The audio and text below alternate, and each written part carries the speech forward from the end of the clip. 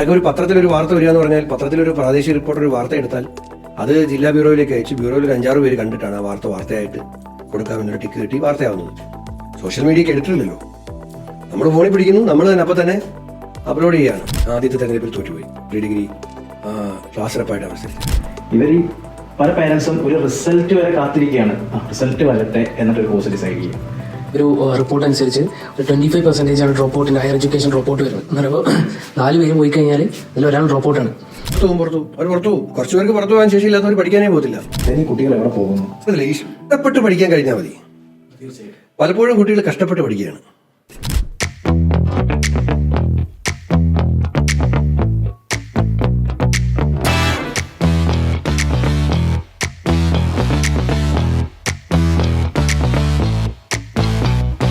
Hi, welcome to the founders classroom podcast. ഇന്ന് education സെക്ടറിൽ ഒരുപാട് മാറ്റങ്ങൾ ആവശ്യമുള്ളതായി തോന്നിയിട്ടുണ്ട്. അതിനെക്കുറിച്ച് കൂടുതൽ ചോദിക്കാനും അറിയാനുമായി നമ്മളോട് ചേരുന്നത് MLA ശ്രീ വിഷ്ണുനാഥ് സാറാണ്. അപ്പം സാറിനെ നമുക്ക് ഷോയിലേക്ക് വെൽക്കം ചെയ്യാം. നമസ്കാരം സാർ. കഴിഞ്ഞ 30 വർഷക്കാലമായി താങ്കൾ സജീവ രാഷ്ട്രീയത്തിലുണ്ട്. തികച്ചും ഒരു പൊളിറ്റിക്കൽ ഫാമിലി ബാക്ക്ഗ്രൗണ്ടിൽ നിന്നുമല്ല താങ്കൾ എത്തിയത്. അതല്ലാതെ ഈ രാഷ്ട്രീയത്തിലേക്ക് എത്താനുള്ള ഒരു ഇൻസ്പിറേഷൻ എന്തായിരുന്നു? ശരിയാണ്, എൻ്റെ കുടുംബത്തിലൊരു പഞ്ചായത്ത് മെമ്പറായിട്ട് മത്സരിച്ച ഒരാൾ പോലും ഉണ്ടായിരുന്നിട്ടില്ല. അച്ഛനൊരു സർക്കാർ ജീവനക്കാരനായിരുന്നു, അമ്മ ഹൗസ് വൈഫ്. അങ്ങനെ കുടുംബത്തിൽ അങ്ങനെ ഒരു രാഷ്ട്രീയക്കാരായിട്ട് ആരും ഉണ്ടായിരുന്നില്ല. പിന്നെയും അമ്മയുടെ എൻ്റെ അമ്മാവന്മാർ ചിലരൊക്കെ ഉണ്ടായിരുന്നത് അവർ CPM-ലും ആയിരുന്നു. കോൺഗ്രസ്സിൽ അങ്ങനെ ആരും ഉണ്ടായിരുന്നില്ല. പക്ഷേ ഞാൻ സ്കൂൾ പഠിക്കുന്ന സമയം മുതൽ KSUവിൽ സജീവമായിരുന്നു. ഇപ്പോൾ ഉള്ളതിനേക്കാൾ കുറച്ചുകൂടെ സ്കൂൾ രാഷ്ട്രീയം സജീവമായിരുന്ന കാലത്താണ് ഞാൻ വെണ്ടാർ ശ്രീവിദ്യാധിരാജ സ്കൂളിൽ പഠിച്ചത്. അപ്പോൾ ഈ സ്കൂൾ പാർലമെൻറ്റ് ഇലക്ഷൻ, സ്കൂൾ രാഷ്ട്രീയമൊക്കെ കുറച്ചും കൂടെ സജീവമായിരുന്നു. അപ്പോൾ അവിടെ വെച്ച് ഞാൻ KSUവിൽ ആക്റ്റീവായി, ക്ലാസ്സിലൊക്കെ മത്സരിച്ച്. പിന്നെ ശരിക്കും ഒരു സീരിയസ് ആയി ഒരു വിദ്യാർത്ഥി സംഘടനാ പ്രവർത്തനം തുടങ്ങുന്നത് ശാസ്താംകോട്ട ദേവസ്വം ബോർഡ് കോളേജിൽ വരുമ്പോഴാണ്. പ്രീ ഡിഗ്രിക്ക് വരുമ്പോൾ തന്നെ ഞാൻ വളരെ സജീവമായി തിരഞ്ഞെടുപ്പിൽ മത്സരിച്ചു. ആദ്യത്തെ തിരഞ്ഞെടുപ്പിൽ തോറ്റുപോയി. പ്രീ ഡിഗ്രി ക്ലാസ് റെപ്പായിട്ടാണ് മത്സരിച്ചത്. എന്നെ തോൽപ്പിച്ച ആളുടെ പേര് എനിക്കിപ്പോഴും ഓർമ്മയുണ്ട്. അഭിലാഷ് എന്നാണ്, തെങ്ങമത്തുള്ള ഒരു SFI. പുള്ളി ഇപ്പോൾ ഗവൺമെൻറ് സർവീസിൽ ജോലി ചെയ്യുകയാണ്. എൻ്റെ നല്ല സുഹൃത്താണ്. ഞാൻ ആദ്യ ഇലക്ഷന് മത്സരിക്കാൻ വേണ്ടി നോമിനേഷൻ കൊടുക്കാൻ വേണ്ടിയിട്ട് ചെങ്ങന്നൂർ RDOയുടെ മുമ്പിൽ നിൽക്കുമ്പോൾ ഞാൻ നോക്കുമ്പോൾ ആൾക്കൂട്ടത്തിൻ്റെ ഇടയിൽ അഭിലാഷ് നിൽപ്പുണ്ട്. എന്നെ ആദ്യം തോൽപ്പിച്ച SFIക്കാരൻ. ഞാൻ നിയമസഭയിലേക്ക് ആദ്യമായിട്ട് നോമിനേഷൻ കൊടുക്കാൻ പോകുമ്പോൾ എനിക്കൊരു വിഷ് തരാൻ വേണ്ടിയിട്ട് അദ്ദേഹം വന്നിട്ടുണ്ട് അവിടെ. ഞാൻ സാന്ദർഭികമായി സൂചിപ്പിച്ചു എന്നുള്ളതേ ഉള്ളൂ. അപ്പോൾ അങ്ങനെ ഞാൻ സജീവമായി KSUവിൽ ശാസ്താംകോട്ട കോളേജ്, പിന്നീട് ആർട്സ് ക്ലബ് സെക്രട്ടറിയായി, യൂണിവേഴ്സിറ്റി യൂണിയൻ കൗൺസിലറായി, KSUവിൻ്റെ ഒരു ലീഡർഷിപ്പിലേക്ക് വന്നു. തിരുവനന്തപുരത്തെ ഗവൺമെൻറ് ലോ കോളേജിലെ എഡിറ്ററായി, യൂണിവേഴ്സിറ്റിയിലെ സെനറ്റ് മെമ്പറായി, അങ്ങനെ KSUവിൻ്റെ സംസ്ഥാന പ്രസിഡന്റ് വരെയായി. അപ്പോൾ യഥാർത്ഥത്തിൽ വളരെ താഴേന്ന് ഒരു സ്കൂളിലെ KSUക്കാരിൽ നിന്നും ശാസ്താംകോട്ട കോളേജിലെ KSUവിൻ്റെ ഒരു യൂണിറ്റ് സെക്രട്ടറിയിൽ നിന്നും KSUവിൻ്റെ സംസ്ഥാന പ്രസിഡന്റ് വരെ ആകാൻ എനിക്ക് കഴിഞ്ഞു. അതുകൊണ്ടാണ് താങ്കളുടെ മണ്ഡലത്തിൽ കൂടുതൽ എഡ്യൂക്കേഷന് പ്രാധാന്യം കൊടുത്തുകൊണ്ട് ഒരുപാട് പ്രവർത്തനങ്ങൾ നടക്കുന്നുണ്ട്. തികച്ചും ആ ഒരു ലെവലിൽ നിന്ന് വന്ന ഒരു MLA ആയതുകൊണ്ടാണ്. തീർച്ചയായുമാണ്. താങ്കളുടെ ചോദ്യം 100% ശരിയാണ്. ഞാനൊരു വിദ്യാർത്ഥി സംഘടനാ പ്രവർത്തകനായി പൊതുമണ്ഡലത്തിലേക്ക് കടന്നു വന്ന ഒരാളെന്ന നിലയിൽ ഞാൻ MLA ആകുമ്പോൾ ഞാൻ KSUവിൻ്റെ പ്രസിഡൻറ്റും കൂടിയാണ്. ഞാൻ MLA ആകുമ്പോൾ സ്റ്റുഡൻറ്റുമാണ്. തിരുവനന്തപുരം ഗവൺമെൻറ് ലോ കോളേജിലെ വിദ്യാർത്ഥി ആയിരിക്കുമ്പോഴാണ് ഞാൻ MLA ആകുന്നത്. ഞാൻ കഴിഞ്ഞ ദിവസം നിയമസഭയിൽ എനിക്ക് പ്രസംഗിക്കാൻ അവസരം കിട്ടിയപ്പോൾ അവിടെ പറഞ്ഞു, ലോ കോളേജിലെ കുറേ കുട്ടികളുണ്ടായിരുന്നു നിയമസഭയിൽ, ഒരു ഫംഗ്ഷനാണ്. അപ്പോൾ ഞാൻ പറഞ്ഞു, എൻ്റെ കോളേജിലെ കുട്ടികളാണ് സദസ്സിലുള്ളത്. ഞാനും ഇവരെ പോലെ തിരുവനന്തപുരത്ത് ലോ കോളേജിൽ പഠിക്കുമ്പോൾ ഈ പാളയത്തിറങ്ങി നടന്ന് PMG കൂടെ ലോ കോളേജിലേക്ക് പോകുമ്പോൾ, പാളയത്ത് നിന്ന് ഇറങ്ങി നടന്ന് കോളേജിലേക്ക് പോകുമ്പോൾ കണ്ടിരുന്ന ഒരു വലിയ കെട്ടിടമാണ് ഈ നിയമസഭാ മന്ദിരം. അന്നൊന്നും ഞാൻ സങ്കല്പത്തിൽ പോലും കരുതിയിട്ടില്ല ഈ നിയമസഭയിൽ എനിക്ക് അകത്ത് കയറി ഒരു MLA എന്ന നിലയിൽ ഇരിക്കാൻ പറ്റുമെന്ന്, ഈ കോളേജിൽ പഠിക്കാൻ ചെല്ലുന്ന സമയത്ത്. പക്ഷെ ആ കോളേജിൽ പഠിച്ചുകൊണ്ടിരിക്കുമ്പോൾ തന്നെ ആ നിയമസഭയിലെ അംഗമാകാൻ എനിക്ക് കഴിഞ്ഞു. അപ്പോൾ വിദ്യാർത്ഥി ആയിരിക്കുമ്പോൾ, KSUവിൻ്റെ പ്രസിഡൻ്റ് ആയിരിക്കുമ്പോൾ, MLA ആയതുകൊണ്ട് ഞാൻ അന്നേരം മുതൽ വിദ്യാഭ്യാസ മേഖലയുമായി ബന്ധപ്പെട്ട കാര്യങ്ങൾക്ക് വലിയ പ്രാധാന്യം എൻ്റെ നിയോജകമണ്ഡലങ്ങളിൽ കൊടുക്കാറുണ്ട്. അതിൻ്റെ അടിസ്ഥാനത്തിലാണ് ഈ കുണ്ടറയിൽ ഇപ്പോൾ ജനങ്ങൾ എന്നെ ജയിപ്പിച്ച് MLA ആക്കിയപ്പോൾ കണക്റ്റ് കുണ്ടറ എന്ന ഒരു സമഗ്ര വിദ്യാഭ്യാസ വികസന പദ്ധതി നമ്മൾ ആരംഭിച്ചു. അത് യഥാർത്ഥത്തിൽ പിന്നെ അങ്കണവാടിയിലെ കുട്ടികളെ മുതൽ PGക്ക് പഠിക്കുന്ന കോളേജ് വിദ്യാർത്ഥികളെ വരെയുള്ള അല്ലെങ്കിൽ എൻജിനീയറിംഗ് സ്റ്റുഡൻസിനെ വരെയുള്ള അവരെല്ലാം സമഗ്രമായി അവരുടെ വിദ്യാഭ്യാസ പ്രവർത്തനങ്ങളിൽ ഇടപെടുന്ന ഒരു പദ്ധതിയാണ്. അങ്കണവാടിയിലെ കുട്ടികൾ മുതലാണത് തുടങ്ങുന്നത്. അപ്പോൾ അതിൻ്റെ ഭാഗമായിട്ട് നിരവധി പ്രവർത്തനങ്ങൾ, കരിയർ കണക്റ്റ് എന്ന് പറഞ്ഞിട്ട് 8ാം ക്ലാസ് മുതലുള്ള കുട്ടികൾക്ക് ഓരോ വിഷയത്തിലും ഉള്ള കരിയർ എന്താണെന്ന് അവർക്ക് അന്നേരം മുതലേ പഠിപ്പിച്ചു കൊടുക്കുകയാണ്.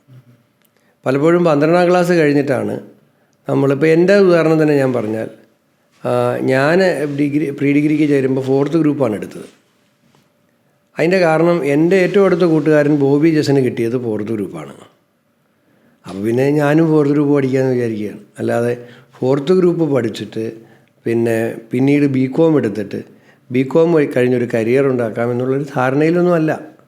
അത്രയൊക്കെ ഉള്ളൊരു കാഴ്ചപ്പാട്. പക്ഷേ എൻ്റെ രക്ഷകർത്താക്കൾക്കുണ്ടായിരുന്നു കേട്ടോ. അത് ഞാൻ സ്നേഹപൂർവ്വം അതിൽ നിന്നും ചാടിയതാണ്. എൻ്റെ അച്ഛൻ എന്നെ ഫസ്റ്റ് ഗ്രൂപ്പെല്ലാം പഠിപ്പിച്ച്, അച്ഛൻ ഒരു ഓവർസീർ ആയതുകൊണ്ട് അച്ഛൻ്റെ കൂടെയുള്ള എല്ലാ എൻജിനീയർമാരാണ്. അവർ എൻജിനീയർമാരുടെ താഴെ നിന്നല്ലേ വർക്ക് ചെയ്യുന്നത്. അപ്പോൾ എന്നെ ഒരു എൻജിനീയർ ആക്കണം എന്നുള്ളത് എൻ്റെ അച്ഛൻ്റെ ആഗ്രഹമായിരുന്നു. പക്ഷേ ഞാൻ പോയിട്ട് എൻ്റെ കൂട്ടുകാരന് 4th ഗ്രൂപ്പ് കിട്ടിയതുകൊണ്ട് 4th ഗ്രൂപ്പ് പഠിച്ചു. അത് കഴിഞ്ഞ് കൊമേഴ്സ് ആയത് കാരണം BCom ഡിഗ്രിക്ക് എടുത്തു. എന്നിട്ട് പിന്നെ ഞാൻ LLB പഠിക്കുക. അങ്ങനെയാണ് തിരുവനന്തപുരത്തേക്ക് വരുന്നത്. പക്ഷേ അന്ന് നമുക്ക് ഇതൊന്നും പറഞ്ഞു തരാനൊന്നും ആരും ഉണ്ടായിരുന്നില്ല. സ്കൂളിൽ പഠിക്കുന്ന കാലത്ത് നിങ്ങൾക്ക് ഇങ്ങനെയുള്ള കരിയറുകളുണ്ട്, ഓരോ സബ്ജക്റ്റിനും കരിയർ ഓപ്പർച്യൂണിറ്റീസ് ഉണ്ട്. അപ്പോൾ അതുകൊണ്ടാണ് നമ്മുടെ ഇപ്പോഴത്തെ എൻ്റെ നിയോജകമണ്ഡലത്തിലെ കുട്ടികൾക്ക് 8ാം ക്ലാസ് മുതൽ കരിയർ കണക്റ്റ് എന്ന് പറഞ്ഞ ഒരു പരിപാടി നമ്മൾ ചെയ്തു. കുട്ടികൾക്ക് എൻട്രൻസ് എന്ന് പറഞ്ഞാൽ ഇപ്പോൾ 12ാം ക്ലാസ് കഴിയുമ്പോൾ ആകെ എൻജിനീയറിംഗ് എൻട്രൻസ്, MBBS, വേറെ ഒരു മത്സര പരീക്ഷകളെക്കുറിച്ച് ഒരു ധാരണയില്ല. ഇന്ത്യയിലെ കേന്ദ്ര സർവകലാശാലകളിലെ കീഴിലുള്ള കോളേജുകളിലെല്ലാം പഠിക്കുന്നതിന് ഒറ്റ എൻട്രൻസാണ് CUT. പക്ഷേ അത് എപ്പോഴാണ് ആ എൻട്രൻസിൽ എന്താണ് പഠിക്കേണ്ടത്, എപ്പോഴാണ് അതിൽ രജിസ്റ്റർ ചെയ്യേണ്ടത്, ഇതൊന്നും കുട്ടികൾക്കറിയില്ല. അപ്പോൾ അതുകൊണ്ടാണ് നമ്മൾ ഒരു CUT ക്ലബ്ബ് പോലെ ഹയർ സെക്കൻഡറി സ്കൂളിലുണ്ടാക്കി അക്കാഡമിക് ഇയറിനൊരു മധ്യമാകുമ്പോഴേക്കും ആ സ്കൂളുകളിലെല്ലാം ഓരോ അവയർനെസ് സെഷനുകൾ വെച്ച് അതിനുശേഷം ഒരു 1000-ഓളം കുട്ടികൾ ഈ വർഷങ്ങളിലെല്ലാം പങ്കെടുത്തിട്ടുണ്ട്. ഒരു മോക്ക് എൻട്രൻസ് ടെസ്റ്റ് നമ്മൾ നടത്തി അതിൽ ക്വാളിഫൈ ചെയ്യുന്ന കുട്ടികൾക്ക് 2-3 മാസം നമ്മൾ ഓഫ്ലൈനിലും ഓൺലൈനിലും അവസാന പരീക്ഷയുടെ അടുത്തുള്ള ദിവസങ്ങളിൽ 5 ദിവസമൊക്കെ നിൽക്കുന്ന ക്രാഷ് പരിശീലനവും ഒക്കെ കൊടുത്ത് നമ്മൾ കുട്ടികളെ സെൻട്രൽ യൂണിവേഴ്സിറ്റിയിലെ എൻട്രൻസിന് അവരെ പ്രാപ്തരാക്കുന്നു. ഇത് നല്ല എനിക്ക് സംതൃപ്തി കിട്ടിയ ഒരു പരിപാടിയാണ്. JNUവിലടക്കം എൻ്റെ നിയോജകമണ്ഡലത്തിലെ ഈ പദ്ധതികളുടെ ഭാഗമായി എൻട്രൻസ് എഴുതിയ കുട്ടികൾ ഇന്ന് പഠിച്ചുകൊണ്ടിരിക്കുകയാണ്. അപ്പോൾ അവർ നമ്മളെ വിളിക്കുകയും അവരുടെ കാര്യങ്ങൾ പറയുകയൊക്കെ ചെയ്യുമ്പോൾ ഒരു ജനപ്രതിനിധി എന്ന നിലയിൽ നമുക്ക് വലിയ ചാരിതാർത്ഥ്യം ഉണ്ട്. അപ്പോൾ ആ നിലയിൽ ഇപ്പോൾ കുട്ടി കൃഷി നടപ്പിലാക്കി. കുട്ടികളോട് നിങ്ങൾ ലഹരി ഉപയോഗിക്കരുത്, നിങ്ങൾ അങ്ങനെ ചെയ്യണം ഇങ്ങനെ ചെയ്യണം, ഈ പിള്ളേർക്ക് ഒന്നാമത് ഉപദേശം ഇഷ്ടമല്ല. അതിന് പകരം നമ്മളിതൊന്നും പറയാൻ പോകേണ്ട കാര്യമില്ല. അവർക്ക് ഇന്നത് ചെയ്യരുതെന്ന് പറയുന്നതിനേക്കാൾ നല്ലത് അവരറിയാതെ പോസിറ്റീവായ കാര്യങ്ങൾ ചെയ്യാനുള്ള ഒരു അവസരങ്ങൾ സ്കൂളിൽ ഉണ്ടാക്കി കൊടുക്കുക. അവരന്നേരം എന്താവും, പോസിറ്റീവ് എൻഗേജ്മെൻ്റ് ഉണ്ടാവും. പോസിറ്റീവ് എൻഗേജ്മെൻറ്റിൽ നിൽക്കുന്ന ഒരു കുട്ടി നെഗറ്റീവിലേക്ക് പോകത്തില്ല. അപ്പോൾ അതുകൊണ്ട് കുട്ടി കൃഷി, അവർ നടുന്നു, അവർ വെള്ളമൊഴിക്കുന്നു, അവരതിൻ്റെ വളർച്ച നിരീക്ഷിക്കുന്നു, അവരതിൻ്റെ ഫലമെടുക്കുന്നു. ആ കുട്ടിയുടെ വ്യക്തിത്വത്തിൽ എന്തു വലിയ മാറ്റമായിരിക്കും. ഒരു ചെടി നട്ട് അത് കായ്ച്ച് ഫലമായി അതവൻ എടുക്കുമ്പോൾ ഉണ്ടാകുന്നത്.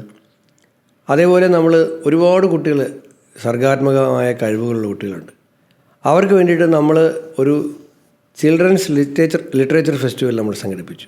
കുണ്ട്ര ബുക്ക് സ്റ്റോറീസ് എന്ന പേരിൽ TKM ആർട്സ് കോളേജിലാണ് നടത്തിയത്. അത് നടത്തിക്കഴിഞ്ഞപ്പോഴാണ് എത്ര പ്രതിഭാശാലികളായിട്ടുള്ള കുട്ടികളാണ് നമ്മുടെയൊക്കെ പള്ളിക്കൂടങ്ങളിലുള്ളത്. മിനിറ്റ് കൊണ്ട് കവിതകളൊക്കെ എഴുതി തരികയാണ് പിള്ളേരെ. വിനോയ് തോമസിനെ പോലെ, സുഭാഷ് ചന്ദ്രനെ പോലെയുള്ള മലയാളത്തിലെ എണ്ണം പറഞ്ഞ എഴുത്തുകാർ ഈ കുട്ടികളുടെ പ്രതിഭയുടെ മുമ്പിൽ അത്ഭുത പരതന്ത്രരായി നിൽക്കുകയാണ്. അപ്പോൾ എന്തുകൊണ്ടാണ് നമ്മളൊരു ഓപ്പർച്യൂണിറ്റി കൊടുക്കുമ്പോഴാണ് അവരത് പുറത്ത് കാണിക്കുന്നത്, നമ്മൾ കൊടുത്തില്ലെങ്കിലോ ഇത് അറിയുന്നില്ല. ആരാരും അറിയപ്പെടാതെ ഈ കഴിവുകളെല്ലാം ഉപയോഗിക്കപ്പെടാതെ നശിച്ചു പോകും. അതുണ്ടാകരുത്. ഞാൻ ഇന്നലെ ഒരു സ്കൂൾ ആനിവേഴ്സറിക്ക് പോയപ്പം പ്രസംഗിച്ചു. രക്ഷകർത്താക്കൾ കുഞ്ഞുങ്ങളെ വല്ലാതെ സമ്മർദ്ദത്തിലാക്കേണ്ട കാര്യമില്ല. നിങ്ങളുടെ കൊച്ചിനെയും വേറൊരു കുട്ടിയും തമ്മിൽ താരതമ്യം ചെയ്യേണ്ട. ചുമ്മാ കുട്ടികളൊന്ന് ഒബ്സർവ് ചെയ്താൽ മാത്രം മതി. നമ്മൾ ക്ഷമയോടുകൂടി അവരെ ഒബ്സർവ് ചെയ്താൽ അവരുടെ ഉള്ളിലെ കഴിവ് നമുക്ക് കണ്ടെത്താൻ കഴിയും. അവരുടെ താല്പര്യം മനസ്സിലാക്കാൻ കഴിയും. അവരുടെ കഴിവിനും താല്പര്യത്തിനും അനുസരിച്ച് ആ കുട്ടികളെ വിടാൻ നമ്മൾ അനുവദിച്ചാൽ മാത്രം മതി. അവർ അത്ഭുതങ്ങൾ സൃഷ്ടിക്കും. ഇതാണ് എൻ്റെ അതിനകത്തുള്ളൊരു അനുഭവം. ഓൾമോസ്റ്റ് ഒരു 80% നമ്മുടെ ഹയർ സെക്കൻഡറിയുടെ വിജയ ശതമാനം എന്ന് പറയുന്നത്. പക്ഷേ ഈ JEE CUT ഇതുപോലുള്ള കോമ്പറ്റേറ്റീവ് എക്സാംസ് ക്രാക്ക് ചെയ്യുന്നത്, അല്ലെങ്കിൽ ഇപ്പോൾ IIT-യിലേക്ക് എൻട്രൻസ് കിട്ടിയത് തന്നെ 1.08% കേരളത്തിൽ നിന്ന് വരുന്നത്. പക്ഷേ ഈ ഒരു അന്തരം ഉണ്ടല്ലോ, ഈ ഒരു അന്തരം എന്ന് വെച്ചാൽ നമുക്ക് 8 മുതൽ അല്ലെങ്കിൽ +2 വരെ കിട്ടുന്ന ഈ പൊട്ടൻഷ്യൽ നമുക്ക് യൂസ് ചെയ്യാൻ പറ്റുന്നില്ല. ഒരു ഹയർ എഡ്യൂക്കേഷൻ വരുമ്പോഴത്തേക്ക് അത് യൂസ് ചെയ്യാൻ പറ്റില്ല. ആ അന്തരം ഒന്ന് ചെറുതാക്കാനോ അല്ലെങ്കിൽ അതിനെ ഇത് ചെയ്യാനോ എന്താണ് ചെയ്യാൻ പറ്റുന്നത് നമ്മൾ കണ്ടെത്തുന്നുണ്ട്. പക്ഷേ ഒരു പ്രൊഫഷണലിസത്തിലേക്ക് ഇവർ എത്തിപ്പെടുന്നില്ല എന്നുള്ളത് ഈ റിപ്പോർട്ടുകളൊക്കെ വളരെ ക്ലിയർ ആയിട്ട് സൂചിപ്പിക്കുന്നു. ആ ചോദ്യം വളരെ ഗൗരവത്തോടുകൂടി കേരളം പിന്നെ ഏറ്റെടുക്കേണ്ട ഒരു ചോദ്യം. ശരി, നമ്മൾ വേറെ സംസ്ഥാന രാജസ്ഥാനൊക്കെ നോക്കുമ്പോൾ 15 പോയിന്റ് സംതിങ് ആണ് അവരുടെ മത്സര പരീക്ഷകളുടെ. അതാണ് നമ്മൾ ഈ 10ാം ക്ലാസ്സിലെയും 12ാം ക്ലാസ്സിലെയും ഈ വിജയത്തിന് ആനുപാതികമായിട്ടെന്ന് പോലും പറയാൻ പറ്റത്തില്ല. താരതമ്യമില്ല. 1% പോലെ 2% താഴെ മാത്രമാണ് മത്സര പരീക്ഷകളിൽ നമ്മുടെ കുട്ടികൾ വിജയിക്കുന്നത് എന്ന് വരുന്നത് വളരെ ഗൗരവത്തോടുകൂടി കാണേണ്ടതാണ്. അതിൻ്റെ ഒരു കാരണം ഞാൻ നേരത്തെ പറഞ്ഞതാണ്. ഈ പല മത്സര പരീക്ഷകളെക്കുറിച്ചും നമ്മുടെ കുട്ടികൾക്ക് അറിയത്തത് പോലുമില്ല. അറിയിക്കാനൊരു സംവിധാനമില്ല. അവർക്ക് അതിന് പരിശീലനം കൊടുക്കാനൊരു പിന്തുണയ്ക്കുന്ന ഒരു സിസ്റ്റം നമ്മുടെ കയ്യിലില്ല.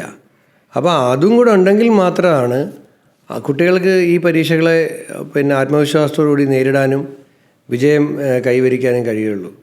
എന്തുകൊണ്ടാണ് നമ്മുടെ വിദ്യാഭ്യാസ സംവിധാനങ്ങൾ ഇതിനെക്കുറിച്ച് ആഴത്തിൽ ചിന്തിക്കാത്തത് എന്നുള്ളത് എന്നെ അത്ഭുതപ്പെടുന്ന കാര്യമാണ്. ഈ പല കോളേജുകളിലും മിടുക്കരായ കുട്ടികൾക്ക് 100% സ്കോളർഷിപ്പിൽ പഠിക്കാൻ പറ്റുന്ന കോഴ്സുകളുണ്ട്. അതായത് പേരൻറ്റിൻ്റെ കയ്യിൽ നിന്നും ഒരു നയാ പൈസ ഫീസിനത്തിൽ കൊടുക്കാതെ അവരുടെ മെറിറ്റിൻ്റെ അടിസ്ഥാനത്തിലുള്ള സ്കോളർഷിപ്പ് വാങ്ങി പഠിക്കാൻ കഴിയുന്ന കോഴ്സുകളുണ്ട് നമ്മുടെ രാജ്യത്ത്. പക്ഷേ ആരറിയുന്നു? അറിഞ്ഞാലല്ലേ പോകാൻ കഴിയുള്ളൂ. കുട്ടികളുടെ കുറ്റമാണെന്ന് ഞാൻ കരുതുന്നില്ല. ഇവിടെ പ്രതിസ്ഥാനത്ത് ഞാനടക്കമുള്ള നമ്മളാണ്. ഈ സിസ്റ്റം കൈകാര്യം ചെയ്യുന്ന ആളുകളാണ്. പറഞ്ഞാൽ സാന്ദർഭികമായിട്ട് പറയാം, നമ്മുടെ ഒരു ഫ്രണ്ട് ഡൽഹിയിൽ യൂണിവേഴ്സിറ്റി പഠിച്ചിരുന്നു. അപ്പോൾ ആളിങ്ങനെ പറയായിരുന്നു, നേരത്തെ എൻട്രൻസിന് മുന്നേ മാർക്ക് അടിസ്ഥാനത്തിലായിരുന്ന സമയത്ത് കൂടുതൽ മലയാള കുട്ടികൾ അവിടെ പഠിച്ചുകൊണ്ടിരുന്നത്. പക്ഷേ എൻട്രൻസ് ആയതിനു ശേഷമാണ് മലയാളി കുട്ടികളുടെ ഒരു കുറവ് അവിടെ കണ്ടു തുടങ്ങിയെന്നാണ് പറഞ്ഞു. ഞാൻ കേരള ഹൗസിൽ പോകുമ്പോൾ സാധാരണ ഡൽഹി യൂണിവേഴ്സിറ്റിയിലെ കുട്ടികളെ കാണാൻ വരാറുണ്ട്, NSUകാരൊക്കെ. അപ്പോൾ അവർ ഇതേ കാര്യം എന്നോട് പറഞ്ഞു. എൻട്രൻസ് ആയതിനു ശേഷം കേരളത്തിൽ നിന്ന് വരുന്ന ഡൽഹിയിൽ പഠിക്കാൻ വരുന്ന പ്രവേശനം കിട്ടുന്ന കുട്ടികളുടെ എണ്ണത്തിൽ വലിയ കുറവ് ഉണ്ടായിട്ടുണ്ട്. അപ്പോൾ ആ കുറവിൻ്റെ കാരണം ഇപ്പോൾ മനസ്സിലായല്ലോ.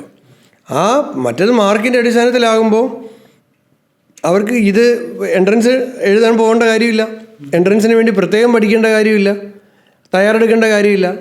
അവർ ഹയർ സെക്കൻഡറിയിൽ ലഭിച്ച ആ വലിയ മാർക്കുണ്ടല്ലോ, ആ മാർക്ക് മതിയായിരുന്നു ഈ പറഞ്ഞ പ്രസ്റ്റീജിയസ് ആയിട്ടുള്ള ഇൻസ്റ്റിറ്റ്യൂഷൻസിലെല്ലാം അവർക്ക് പ്രവേശനം കിട്ടാൻ. പക്ഷെ ഇപ്പോൾ എൻട്രൻസ് ആയപ്പോഴത്തേക്കും ആ മാർക്ക് കൊണ്ട് ഒരു കാര്യമില്ല. എൻട്രൻസിൽ നിങ്ങൾക്ക് എത്ര മാർക്ക് കിട്ടുന്നു, എത്ര റാങ്ക് കിട്ടുന്നു എന്നതിൻ്റെ അടിസ്ഥാനത്തിൽ മാത്രം നിങ്ങളുടെ പ്രവേശനം നിയന്ത്രിക്കപ്പെടുകയാണ്. ഇതിനോട് കൂട്ടി തന്നെ ഒരു കാര്യം കൂടി ചോദിക്കട്ടെ സാർ. ഇപ്പോൾ ഈ കുട്ടികൾ CUT അല്ലെങ്കിൽ അങ്ങനെയുള്ള യൂണിവേഴ്സിറ്റികളിലേക്ക് എത്തുന്നില്ല. ദെൻ ഈ കുട്ടികൾ എവിടെ പോകുന്നു?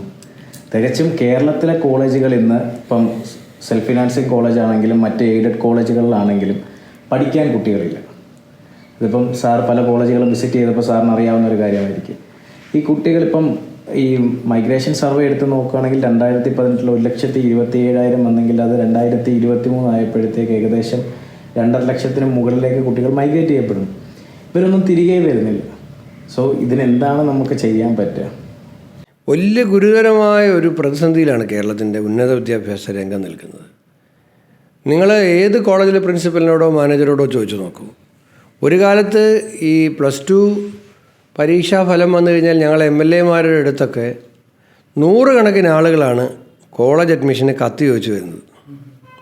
മാനേജ്മെൻറ്റിൽ ഒരു സീറ്റ് കിട്ടാൻ ഇന്നൊരാൾ വരുന്നില്ല.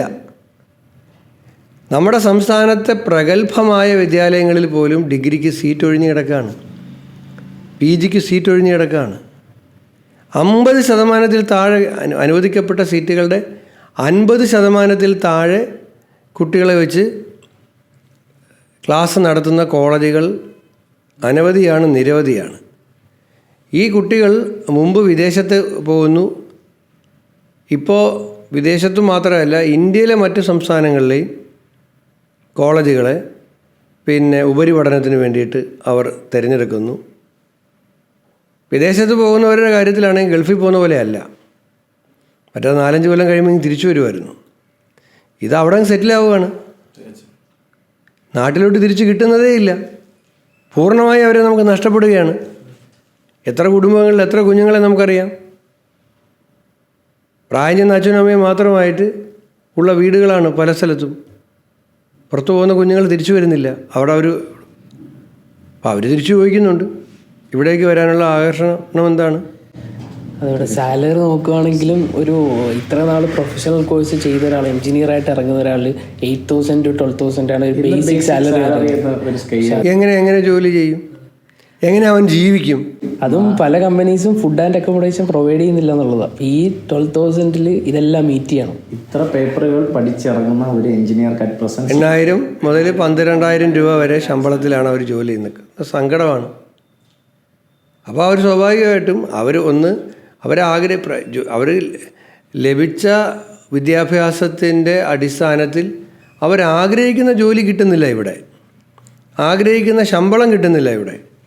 അപ്പോൾ ആഗ്രഹിക്കുന്ന ശമ്പളത്തിൽ ആഗ്രഹിക്കുന്ന ജോലി പുറത്താണെങ്കിൽ അവർ പുറത്തു പോകും. ഇതിനകത്ത് ദേശാഭിമാനത്തിൻ്റെ പ്രശ്നമൊന്നും അവരെ സംബന്ധിച്ചില്ല. ഉണ്ടോ? ഇല്ല, തീർച്ചയായിട്ടും. അതേപോലെ ഇന്ന് ആഗ്രഹിച്ച നാട്ടിൽ നിന്ന് പഠിക്കാനുള്ള മെഡിക്കൽ സംവിധാനം, അതും എക്സ്പെഷ്യലി മെഡിക്കൽ സംവിധാനത്തിലേക്ക് നോക്കുമ്പോൾ ഇന്ന് കേരളത്തിൽ മെഡിക്കൽ കോഴ്സുകൾ ഇപ്പോൾ കുട്ടികൾ കേരളത്തിൽ നിന്ന് പഠിക്കണം, അല്ലെങ്കിൽ രക്ഷിതാക്കൾ എൻ്റെ കുട്ടികൾ കേരളത്തിൽ നിന്ന് പഠിക്കണമെന്ന് ആഗ്രഹിക്കുമ്പോഴും അത്രയും നമ്പർ ഓഫ് സീറ്റ്സ് അവൈലബിലിറ്റി കേരളത്തിലില്ല. ഇപ്പോൾ ഹയർ സെക്കൻഡറിയിലേക്ക് +2 നോക്കുകയാണെങ്കിൽ ഓൾമോസ്റ്റ് ഒരു 6 ലക്ഷത്തോളം കുട്ടികൾ +2 പഠിക്കുന്നുണ്ട്. കൂടുതലും നഴ്സിംഗ് അലൈഡ് കോഴ്സുകളിലേക്കാണ് ഇവർ നോക്കുന്നത്. തികച്ചും എനിക്ക് തോന്നുന്നു 10,000 താഴെയുള്ള സീറ്റുകളാണ് നഴ്സിങ്ങിനുള്ളത്. ഏകദേശം അതേ ഒരു അളവാണ് അലൈഡ് ഹെൽത്ത് സയൻസിനുള്ളത്. അപ്പോൾ ഈ കുട്ടികൾ മൈഗ്രേറ്റ് ചെയ്യപ്പെടുക തന്നെ ചെയ്യത്തില്ല സാർ, ഇത്രയും അവൈലബിലിറ്റി. ഉറപ്പായിട്ടും പലപ്പോഴും ഈ കുട്ടികൾ ഇവിടെ സീറ്റ് കിട്ടാതെ കർണാടകത്തിലും തമിഴ്നാട്ടിലുമൊക്കെ പോയിട്ട് കോഴ്സിൻ്റെയൊക്കെ ഒരു മധ്യ സമയമാകുമ്പോഴായിരിക്കും ഇതിന് അംഗീകാരമില്ലാത്ത കോളേജാണെന്ന് അറിയുക. സമയം പോയി, പണം പോയി, നിരാശയായി എത്രയധികം കേസുകളാണ് ദിവസവും വരുന്നതെന്നറിയോ. തീർച്ചയായും ഈ മാറിയ ലോകക്രമത്തിൻ്റെ സാധ്യതകൾക്കനുസരിച്ചുള്ള കോഴ്സുകൾ നമ്മുടെ കുട്ടികൾക്ക് ഇവിടെ തന്നെ പഠിക്കാനുള്ള അവസരങ്ങളുണ്ടാകണം. ഈ സർവകലാശാലകളൊക്കെ മാറ്റങ്ങൾക്ക് വിധേയമാകണം. ഇപ്പോഴും ഈ പഴകി തുരുമ്പിച്ച അവസ്ഥയിലാണുള്ളത്. അക്കാഡമിക് ഡിസ്കഷൻസ് ഒന്നും അവിടുത്തെ അക്കാദമിക ബോഡിയിൽ നടക്കുന്നില്ല. സെനറ്റ് ആകട്ടെ, സിൻഡിക്കേറ്റ് ആകട്ടെ, അവിടെ തർക്കങ്ങളാണ്. ഗവർണറും VC ആയിട്ട് തർക്കം, ഗവർണറും സർക്കാരുമായിട്ട് തർക്കം. അങ്ങനെ ഇന്നിപ്പോൾ എന്നോട് പറഞ്ഞു, ഈ ഏത് കോഴ്സിനാണ് എനിക്ക് ഓർമ്മയില്ല, രാവിലെ ഒരാൾ വിളിച്ചിട്ട് അവിടെ പരീക്ഷ സമയത്ത് നടക്കുന്നില്ല, റിസൾട്ട് സമയത്ത് പബ്ലിഷ് ചെയ്യുന്നില്ല. ഇപ്പോൾ ഇവിടെ റിസൾട്ട് സമയത്ത് പബ്ലിഷ് ചെയ്തില്ലെങ്കിൽ അതിൻ്റെ ഒരു ഹയർ സ്റ്റഡീസിന് പോകേണ്ടത് പുറത്തെ ഏതെങ്കിലും ഒരു സർവകലാശാലയിലാണെങ്കിൽ അവർക്ക് ആ സമയത്ത് അതിന് പോകാൻ മറ്റു സംസ്ഥാനത്ത് കുട്ടികൾക്ക് കിട്ടുന്ന ഒരു അവസരം ഈ കുട്ടികൾക്ക് കിട്ടുന്നില്ല, മലയാളികളായ കുട്ടികൾക്ക് കിട്ടുന്നില്ല. അങ്ങനെ സീരിയസ് ആയിട്ടുള്ള ഒരുപാട് കൺസേൺസ് നമ്മുടെ ഈ ഉന്നത വിദ്യാഭ്യാസ മേഖലയായി ബന്ധപ്പെട്ട് ഉണ്ട്. അത് അഡ്രസ്സ് ചെയ്യപ്പെടണം. നമ്മൾ കുട്ടികൾ പോകുന്നു എന്ന് പറയുമ്പോൾ അതിൻ്റെ കാരണം നിങ്ങൾ തന്നെ പറയുന്നുണ്ട്. നമുക്ക് കാരണം അറിയാമല്ലോ. ഈ കാരണം അറിയാതെ പോകുമ്പോഴാണല്ലോ നമുക്ക് സൊല്യൂഷന് പ്രയാസം ഉണ്ടാകുന്നത്.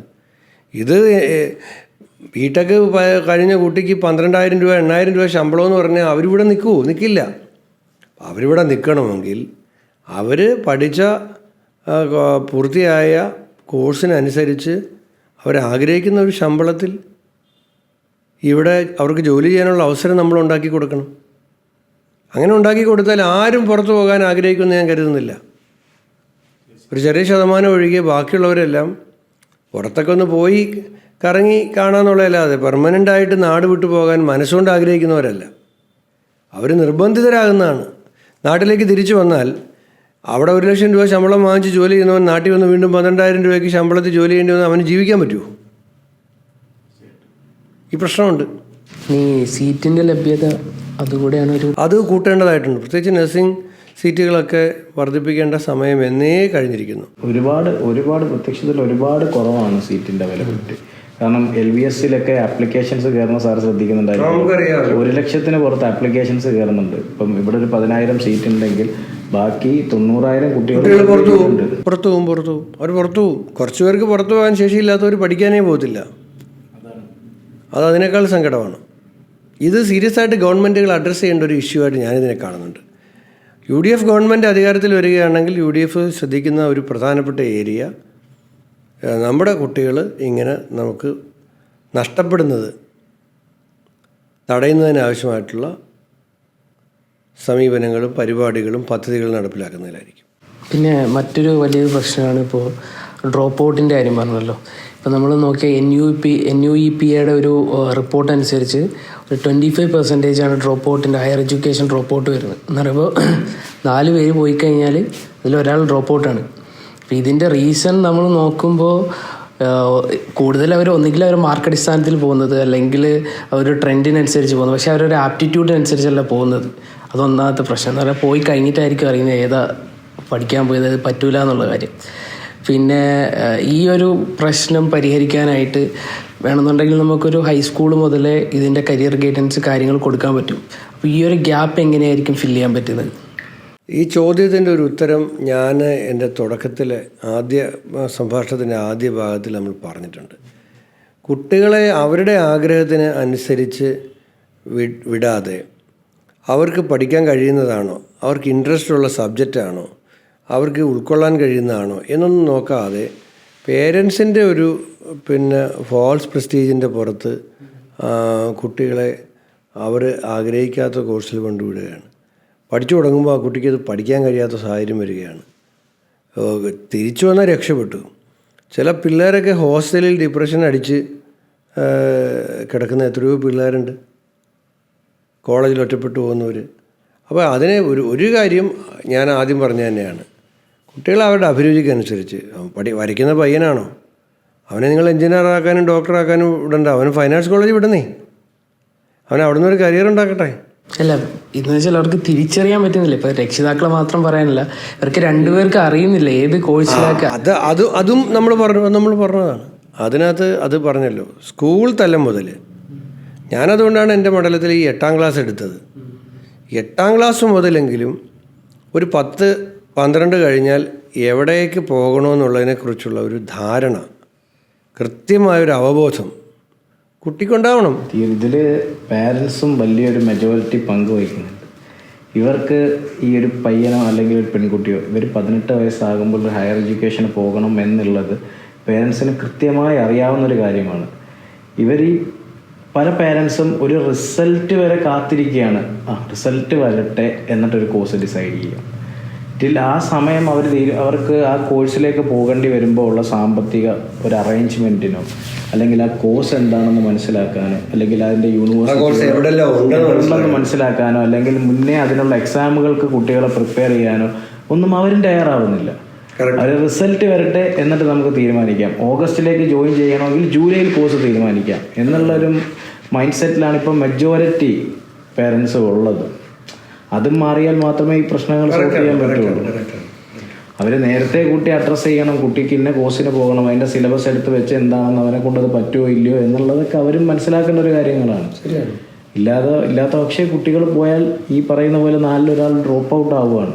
ഇപ്പോൾ സ്കൂൾ ലെവലിലെ ഒരു കരിയർ ഗൈഡൻസ് എന്നുള്ളൊരു സംവിധാനം കൂടെ ഉണ്ടായിക്കഴിഞ്ഞാൽ കുറച്ചുകൂടെ നന്നായിരിക്കും. അതെ, അതിപ്പോൾ പറ്റുന്ന സ്ഥലങ്ങളിൽ നടക്കുന്നു എന്നത് അല്ലാതെ ഇതിനൊരു യൂണിഫോം സ്വഭാവത്തിൽ എല്ലാ സ്കൂളിലും വളരെ പ്രാധാന്യത്തോടുകൂടി സ്റ്റേറ്റ് മൊത്തം നടപ്പിലാക്കി ചെയ്യേണ്ട ഒരു കാര്യമാണ്. കുട്ടികൾക്ക് അതൊരു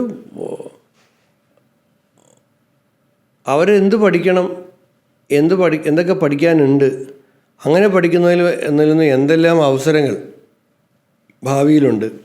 പറഞ്ഞില്ലേ, ഇഷ്ടപ്പെട്ട് പഠിക്കാൻ കഴിഞ്ഞാൽ മതി. പലപ്പോഴും കുട്ടികൾ കഷ്ടപ്പെട്ട് പഠിക്കുകയാണ്. അത് മാറി അവർ ഇഷ്ടപ്പെട്ട് പഠിക്കട്ടെ എന്ന് നമ്മൾ തീരുമാനിച്ചാൽ മതി.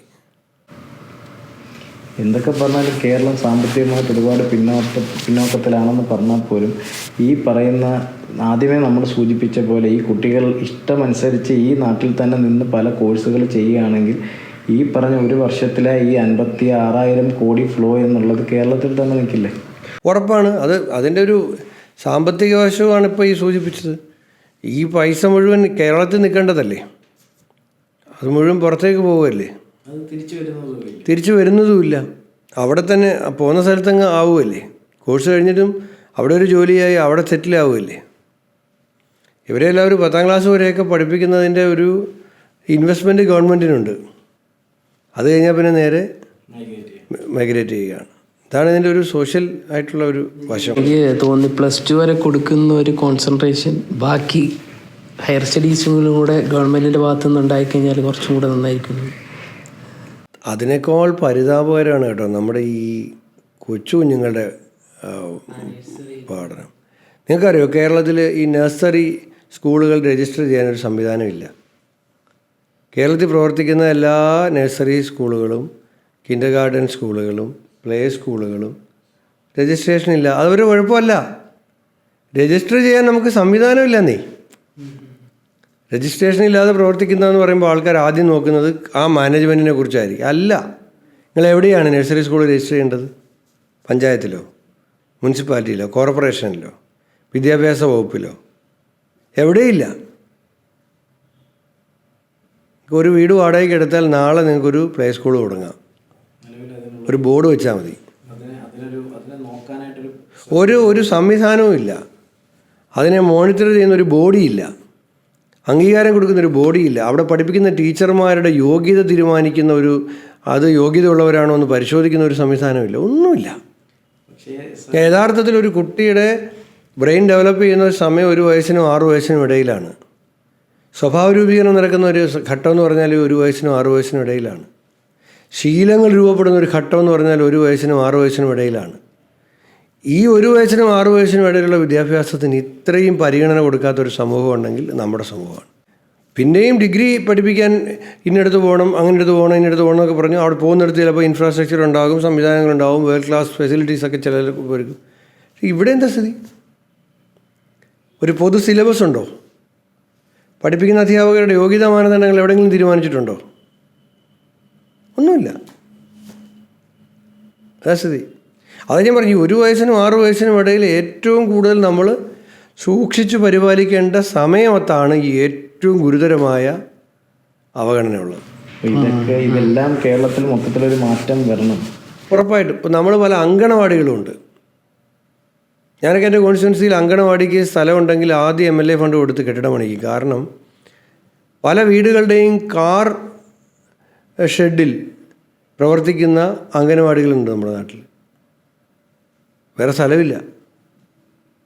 പാവപ്പെട്ടവരുടെ മക്കളാണ്, അവർക്ക് ഫീസ് കൊടുത്ത് മറ്റീ പറയുന്ന പോലെ മുന്തിയ ഇടങ്ങളിലൊന്നും ഇടാൻ അവർക്ക് കഴിയുന്നില്ല. അപ്പം അങ്കണവാടിയിലേക്ക് പോകുന്ന ഈ അങ്കണവാടി ഇതുപോലെ കാർ ഷെഡിൽ പ്രവർത്തിക്കുന്ന അങ്കണവാടികളുണ്ടായിട്ടുണ്ട്. ഇപ്പോൾ കുറവാണ്, പക്ഷെ ഉണ്ടായിരുന്നു. ഇപ്പോഴും സ്വന്തമായി കെട്ടിടമില്ലാത്ത അംഗനവാടികൾ, വാടക കെട്ടിടത്തിൽ പ്രവർത്തിക്കുന്ന അംഗനവാടികൾ, ഈ പരിമിതികൾക്കുള്ളിൽ കഴിയുന്ന അംഗനവാടികളൊക്കെ നമ്മുടെ നാട്ടിൽ ഒരുപാടുണ്ട്. നിങ്ങളുടെ ശ്രദ്ധയപ്പെട്ടിട്ടുണ്ടായിരുന്നു ഇങ്ങനെ ഇതിന് രജിസ്റ്റർ ചെയ്യാനൊരു സംവിധാനം ഇല്ലെന്നുള്ള കാര്യം? ഇല്ലെന്നേ. ഞാൻ അതിൻ്റെ ഒരു പ്രൈവറ്റ് ബില്ല് കൊണ്ടുവരാൻ നോക്കി നിയമസഭയിൽ, രജിസ്റ്റർ ചെയ്യാനുള്ള ഒരു അതോറിറ്റി ഉണ്ടാക്കണമെന്ന് പറഞ്ഞു. അപ്പോൾ ആ ബില്ലിൻ്റെ അടിസ്ഥാനത്തിൽ ഇന്ത്യയിലെ വേറെ ഏതെങ്കിലും സംസ്ഥാനങ്ങളിൽ ഇങ്ങനെ ഒരു അതോറിറ്റി ഉണ്ടെങ്കിൽ ആ മോഡലിൽ കേരളത്തിൽ നടപ്പിലാക്കണമെന്ന് അറിയാൻ വേണ്ടി നോക്കിയപ്പോൾ ഇന്ത്യയിൽ ഒരു സംസ്ഥാനത്തും ഇല്ല. കേരളത്തിൽ മാത്രമല്ല, ഇന്ത്യയിൽ ഒരു സംസ്ഥാനത്തും ഇല്ല. ഇല്ലാതെയാണ് പറഞ്ഞത്. ഇത്രയേറെ പ്രശ്നങ്ങളാണ് നമ്മുടെ വിദ്യാഭ്യാസ മേഖലയിലുള്ളത്. അപ്പോൾ ഇനിയൊരു നമ്മുടെ ഒരു ഗവൺമെൻറ് വരുവാണെങ്കിൽ ഇതിനെല്ലാം ഒന്ന് ഒരു പരിധിവരെ ശരിയാക്കുക എന്നുള്ള രീതിയിൽ ശരിയാക്കാൻ പറ്റുമെന്നാണ് പല കാര്യങ്ങൾ ചെയ്യണം. ഒന്ന് ഈ പറഞ്ഞ ഞാനിപ്പോൾ ഒടുവിൽ പറഞ്ഞു നിർത്തിയത്, ഈ പ്ലേ സ്കൂളുകൾ, കിൻഡർ ഗാർഡൻ സ്കൂളുകൾ, നഴ്സറി സ്കൂളുകൾ, ഈ സ്കൂളുകൾക്കെല്ലാം അവർക്ക് അവരും ആഗ്രഹിക്കുന്നുണ്ടെന്നേ ഗവൺമെൻറ്റിൻ്റെ ഒരു അംഗീകാരം വേണമെന്നുള്ളത്. ഞാൻ അവരെയും കുറ്റപ്പെടുത്തത്തില്ല. പക്ഷെ അംഗീകാരം ഗവൺമെൻറ് കൊടുക്കുന്നില്ല. അപ്പോൾ കൊടുക്കാത്തത് കൊണ്ട് അവർക്ക് അംഗീകാരമില്ലാതെ പ്രവർത്തിക്കാൻ നിർബന്ധിതരാവുകയാണ്. സ്കൂളുകളിലേക്ക് വരുമ്പോൾ ഈ പറഞ്ഞ സ്കൂളിൽ നിന്ന് തന്നെ കരിയർ ഗൈഡൻസ് പ്രോഗ്രാമുകൾ നമ്മൾ തുടങ്ങണം. കോളേജിലേക്ക് വരുന്ന സമയത്ത് കോളേജിൽ നിന്ന് ഇറങ്ങുന്ന കുട്ടികൾക്ക് അവർക്ക് ഇവിടെ തന്നെ അവർ കഠിനാധ്വാനം ചെയ്ത് നേടിയെടുക്കുന്ന സർട്ടിഫിക്കറ്റിൻ്റെ മൂല്യത്തിനനുസരിച്ച് ശമ്പളത്തിൽ ഇവിടെ ജോലി ചെയ്യാൻ കഴിയുന്ന അവസരം ഉണ്ടാകണം. ആ അവസരം നമ്മൾ കൊടുക്കാതെ നമ്മൾ എത്ര ദീർഘപ്രഭാഷണം നടത്തിയിട്ടും കാര്യമില്ല. നമ്മുടെ പ്രഭാഷണം കേൾക്കാൻ വേണ്ടി ആരെങ്കിലും ഈ നാട്ടിൽ ജീവിക്കുമോ? ഒരു കാര്യമില്ല. അങ്ങനത്തെ പ്രഭാഷണങ്ങൾക്കൊന്നും ഒരു പ്രസക്തിയില്ല. അവർക്ക് ആവശ്യമായ ഫെസിലിറ്റീസ് ഇവിടെ പ്രൊവൈഡ് ചെയ്യുന്നുണ്ടോ? അവരിവിടെ നിൽക്കും.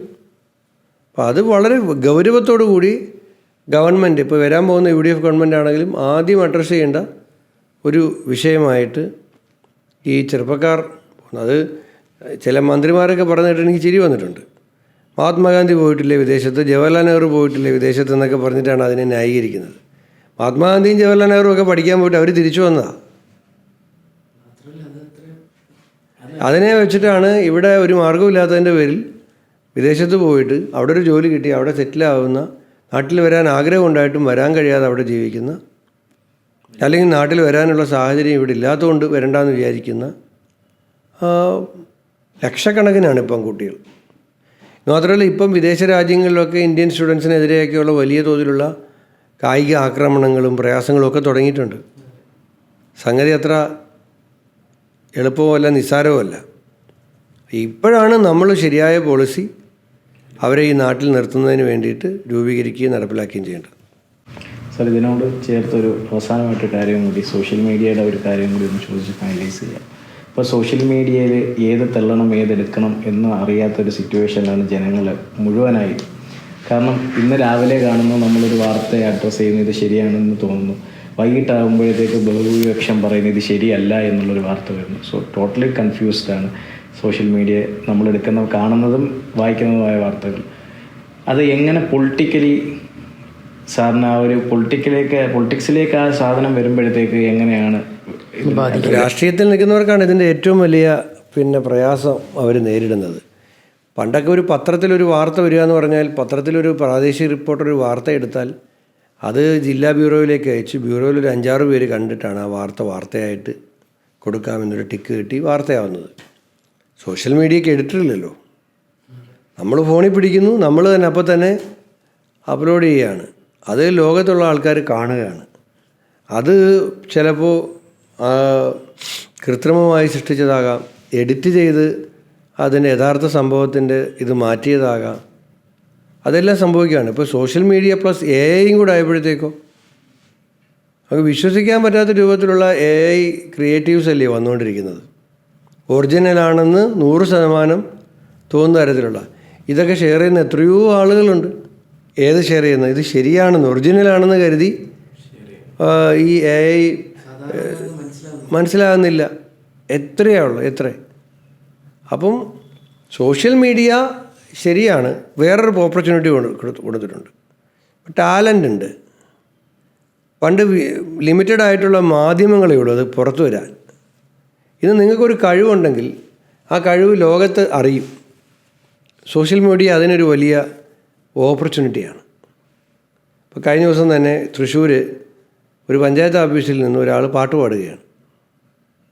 അയാളുടെ പാട്ട് സോഷ്യൽ മീഡിയയിൽ ആരോ റെക്കോർഡ് ചെയ്ത്, ഫോണിൽ റെക്കോർഡ് ചെയ്ത് സോഷ്യൽ മീഡിയയിലിട്ടു. പേര് വിൽസൺ. ആ പാട്ട് MG ശ്രീകുമാർ പാടിയ പാട്ടാണ്. സാമവേദം നാവിലുണർത്തിയ സ്വാമിയെ. അവസാനം ആ MG ശ്രീകുമാർ ഈ പാട്ട് അദ്ദേഹത്തിൻ്റെ സാമൂഹ്യ മാധ്യമ അക്കൗണ്ടിൽ പോസ്റ്റ് ചെയ്യുന്ന അവസ്ഥയിലേക്ക് എത്തി. അത്രയും മനോഹരമായി അദ്ദേഹം പാടുന്നു. തൃശ്ശൂർ ഏതോ ഒരു പഞ്ചായത്ത് ഓഫീസിൽ നിന്ന് ഒരു പാവപ്പെട്ട സാധാരണക്കാരനായ വിൽസൺ എന്ന് പറഞ്ഞ പാട്ടുകാരൻ പാടുമ്പോൾ അതിന്ന് ലോകം മുഴുവൻ ആളുകൾക്ക് കാണാനും, അത് യഥാർത്ഥത്തിൽ പാടിയ ഗായകൻ ആ പാട്ട്, അദ്ദേഹത്തിൻ്റെ പാട്ട് ഷെയർ ചെയ്യുന്നതിനും ഒക്കെ അവസരം ഉണ്ടാകുന്നുണ്ട്. ആ ഒരു പോസിറ്റീവ് ഞാൻ കാണുന്നുണ്ട്. പണ്ട് നിങ്ങളുടെ കഴിവ് പുറം ലോകത്ത് അറിയിക്കാൻ എന്ത് മാർഗം എന്താ? ഒരു യുവജനോത്സവത്തിൽ വല്ലതും പലരും പങ്കെടുത്ത് 1ാം സ്ഥാനമോ 2ാം സ്ഥാനമോ കിട്ടുന്ന 1-2 പേരല്ലേ നാട്ടുകാരെ അറിയത്തുള്ളൂ. ഇന്ന് മീഡിയം എന്ന നിലയിൽ സോഷ്യൽ മീഡിയ ഇത്തരം കഴിവുകളെ പുറത്തേക്ക് കൊണ്ടുവരുന്നതിൽ വലിയ പങ്ക് വഹിക്കുന്നുണ്ട്. പക്ഷെ പ്രശ്നം ഇതാണ്, സത്യമല്ലാത്ത കാര്യങ്ങൾ, അർത്ഥസത്യങ്ങൾ, സമൂഹത്തിൽ വെറുപ്പും വിദ്വേഷവും ഉണ്ടാക്കുന്ന തരത്തിലുള്ള ക്യാമ്പയിനുകൾ, ഇതൊക്കെ ഈ സോഷ്യൽ മീഡിയ വഴി വ്യാപകമായി ഉപയോഗിക്കുന്നത് സാമൂഹികമായി വലിയ ഗുരുതരമായ അപകടം ഉണ്ടാക്കുന്നതാണ്.